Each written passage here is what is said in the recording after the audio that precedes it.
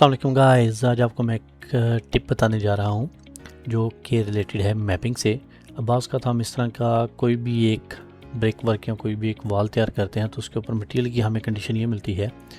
कि top surface तो हमारी बिल्कुल मैपिंग के अंदर आ जाती है, लेकिन जो हमारी डाउन या हाइट सरफेस है वो मैपिंग के अंदर नहीं आती, हालांकि हमने यूवीडब्ल्यू मैप भी इस्तेमाल किया होता है। तो इसकी सबसे बड़ी प्रॉब्लम ये आती है कि जब आप इस ऑब्जेक्ट को सिलेक्ट करें तो यहाँ पर आप देखें कि आपने जोन सा भी यहाँ पर मॉडिफायर स्टैक के अंदर तरतीब रखी हुई है, प्रॉब्लम उस चीज़ के अंदर है। मसलन यूवीडब्ल्यू मैप भी लगाया,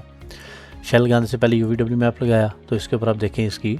प्रॉपर टाइलिंग आ रही है, लेकिन जब आप इसको शेल मॉडिफायर या कुछ थिकनेस देने के लिए ऐड करते हैं तो इसकी हाइट के अंदर प्रॉब्लम आ जाती है। तो बजाय इसके कि आप यहाँ पर आकर दोबारा से यूवीडब्ल्यू मैप लगा के इसको बॉक्स करके इसकी तरतीब को अलाइन करें, उसका बेहतर तरीका ये है कि आप इसको करें डिलीट, और जो सबसे पहला आपने यूवीडब्ल्यू मैप का मॉडिफायर अप्लाई किया था आप उसको क्लिक करके मॉडिफायर स्टैक में उठाकर टॉप के ऊपर लें ड्रैग एंड ड्रॉप करके। तो जो ही ये शेल के ऊपर आएगा, जो भी आपने यूवीडब्ल्यू मैप की तरतीब रखी होगी और जो भी सेटिंग आपने यहाँ पर रखी होगी वो ऑटोमेटिकली पूरे के पूरे बॉक्स के ऊपर अप्लाई हो जाएगी। तो ऐसे ही मज़ीद टिप्स एंड ट्रिक्स के लिए चैनल को फॉलो कर लें, सब्सक्राइब करके लाइक करके शेयर ज़रूर कर दें।